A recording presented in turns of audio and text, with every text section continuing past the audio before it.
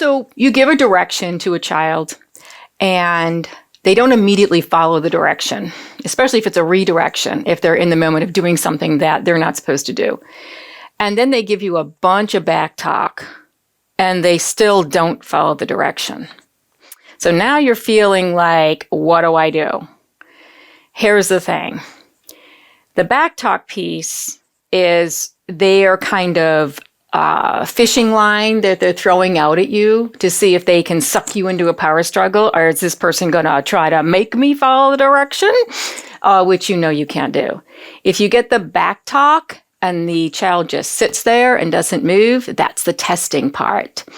At that moment, I will redirect myself to something else and give them a little moment to stew. Here's my experience.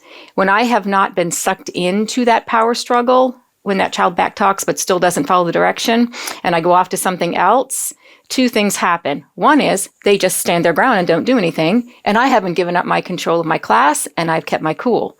The second is sometimes they will follow the direction, but they're going to do it on their time. So those are the only two things that have really worked for me. So remember, they don't move, redirect yourself. They move on their time, even if it wasn't immediately after the direction, then they've realized that they're not going to get you into this power struggle.